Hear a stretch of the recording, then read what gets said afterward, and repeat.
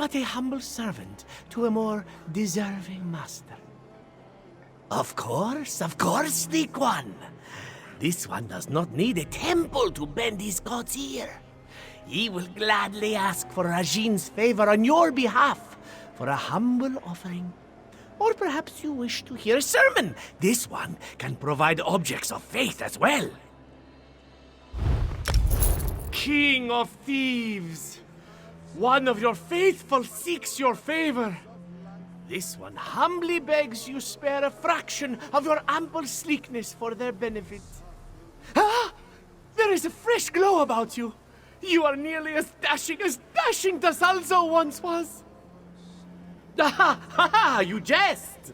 Rajin is the saint of subtlety.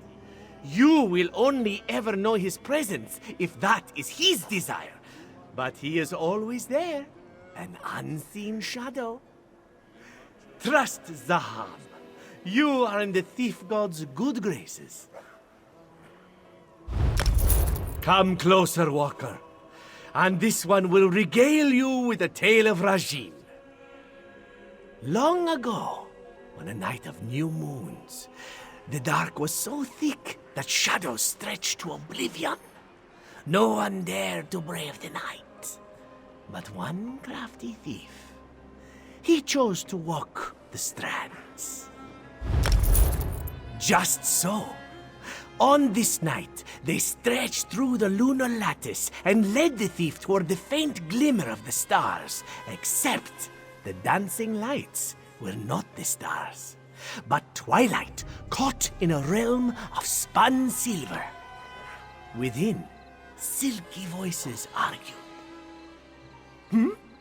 This one saw nothing, though the wind in these canyons can play tricks. Now, where was I? He waited, patiently, quietly, as the princess talked in circles, learning all he could. Then, when the time was right, he stepped out from the shadows and announced himself. This one knows the night like no other. He would be honored to choose. Risky for certain, two princes, sisters he could see, regarded the thief coolly. But the spinner of the silver web looked upon him hungrily. You are a light touch, little fly, but foolish to come buzzing into the spider's web. Me? No, I am not so skilled a thief as to fleece a favorite of Rajin. Though if something is missing, he may have shown you his disfavor for interrupting his tale. Best we continue, lest you suffer another loss.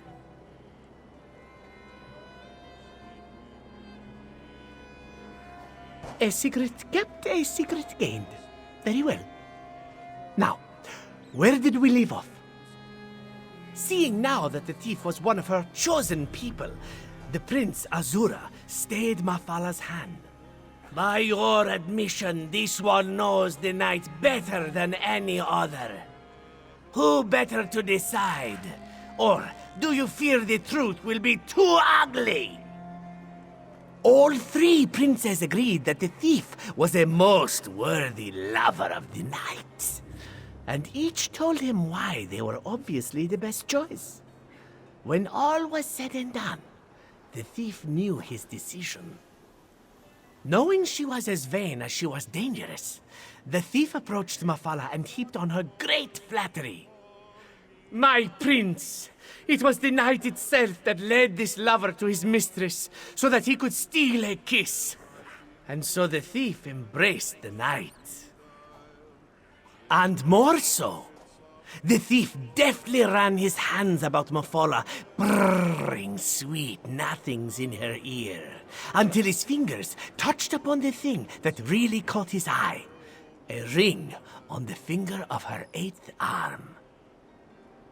Slipped it from her finger without the slightest notice. Such was the lightness of his caress and the skill of his tongue, and placed it on his own. With that, the thief was vanished, and the legend of Rajin, the purring liar, was born. What else may this humble servant of Rajin do for the faithful?